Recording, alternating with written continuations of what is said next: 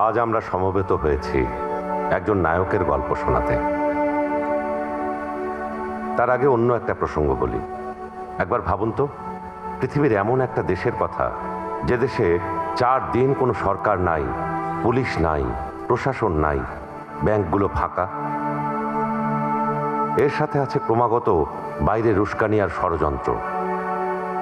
এই জায়গা থেকে দেশটা যে ঘুরে দাঁড়িয়েছে, হাজারো সীমাবদ্ধতার মধ্যে সামনে আগাচ্ছে, সবাই মিলে এক দেশ হয়ে ওঠার চর্চা শুরু হয়েছে।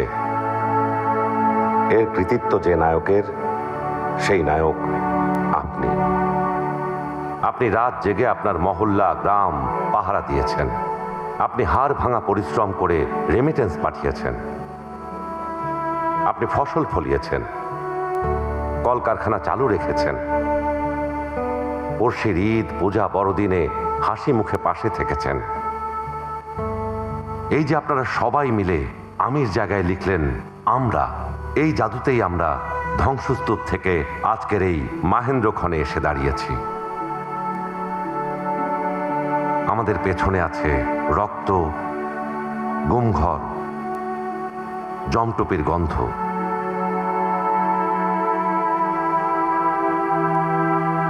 আমি তো ভিতরে কারোর সাথে কথা বলতে পারতাম না, ঠিক বিপার সাথে কথা বলতাম, মনটা একটু হালকা হতো আর কি। কথা বলতে পারতেছে একটা জীবন্ত কিছু একটার সাথে।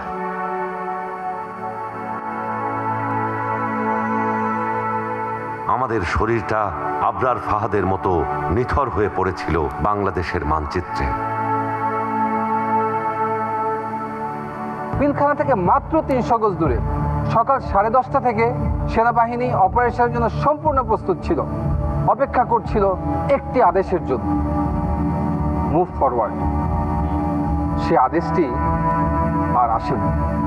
আমাদের পায়ে পায়ে জড়ানো ছিল শিকল, আর আমাদের সামনে মরে যাচ্ছিল আমাদের ভাইয়েরা।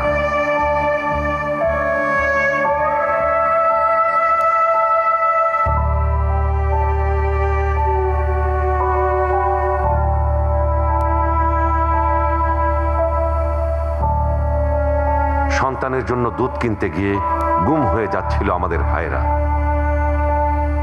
আমাদের কন্যারা এখনো বাবার ছবি বুকে নিয়ে ঘুমায়, যে বাবারা কোথায় আছে কেউ জানে না।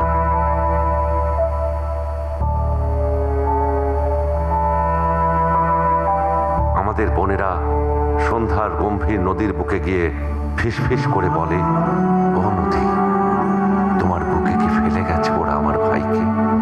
ভাই এরকম কখনো দেখছেন যে র্যাব ধরে নিয়ে আসছে বা এরকম মানুষকে মেরে ফেলতে দেখছেন, বা হাতে বাঁধা, চোখ বাঁধা এরকম মানুষদেরকে?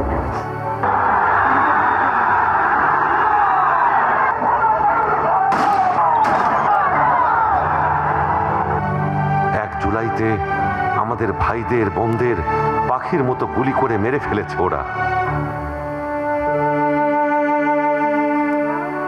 অথচ তারা হতে চেয়েছিল সকালবেলার পাখি। আমাদের ভাইয়েরা চিঠি লিখে কোথায় হারিয়ে গেছে। একদিন তো মরতেই হবে, তাই মৃত্যুর ভয় করে স্বার্থপরের মতো ঘরে বসে না থেকে গুলি খেয়ে বীরের মতো মৃত্যু অধিক শ্রেষ্ঠ। জীবনের প্রতিটি ভুলের জন্য ক্ষমা চাই আনাস। আমার সন্তানের বুকে গুলি লাগছে, আর ছিদ্রটা হয়েছে আমার কলিজায়। আর আমাদের মায়েরা তাই আজও মাতম করছে ঘরে ঘরে। আমাদের বাবাদের চোখ আগুনের মতো হয়ে আছে, আমরা আজও তাকাতে পারিনি সেই চোখে। বাবার কাছে ছিল লাশ, যেই বাবা বহন করছে সেই।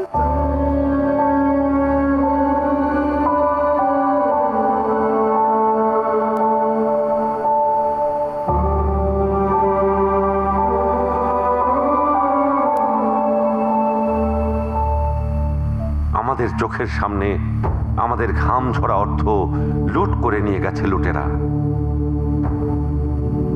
পুরো জিনিসটি আসলে একটা লুণ্ঠন প্রক্রিয়া, যেটা স্টেট এখানে তার সমস্ত ধরনের এফোর্ট দিয়ে তার আশেপাশের লোকজন, তার প্রভাবশালী নেটওয়ার্ককে অ্যাকোমোডেট করেছে। আমাদের রাষ্ট্রযন্ত্রের যেমন ডিজিএফআই এবং অন্যান্য প্রশাসনিক ইয়েদেরকে ব্যবহার করে অস্ত্রের মুখেই এই ব্যাংকগুলোকে তারা দখল করে নেয়। আমরা এই সব